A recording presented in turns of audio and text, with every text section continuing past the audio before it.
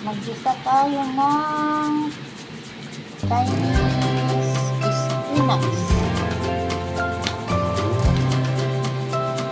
Ito yung gulay naman guys, nakikita sa tabi ng ilog, sa bukid. Akala natin damo.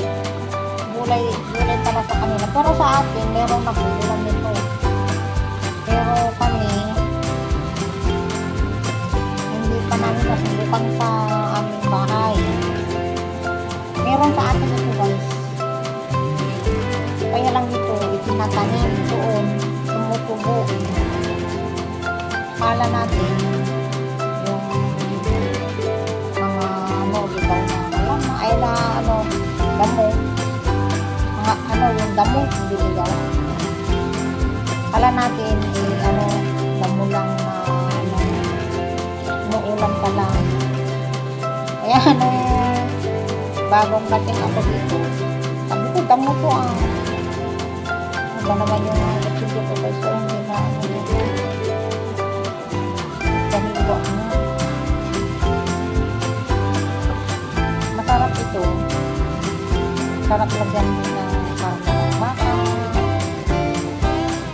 yung karne ng baboy, pwede rin, masarap siya. Masarap ito guys, lalo na pag ganito na winter. Pero pag summer, medyo hindi masarap kasi medyo matigas na siya. Diba yung kahit yung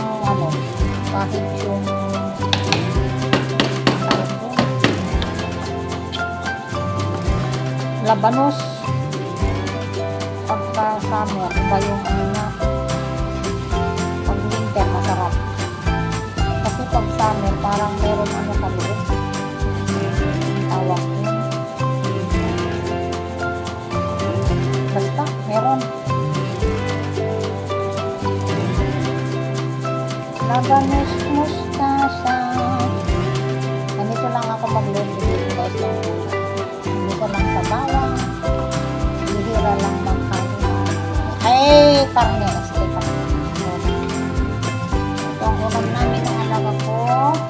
Plus yung lauya. Pero hindi ko binamihan ng sabaw. Ng lauya.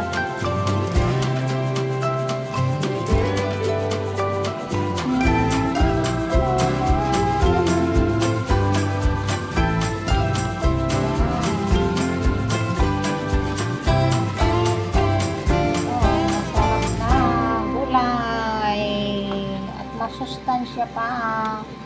So, see you guys. Thank you so much. Maraming salamat sa inyong lahat.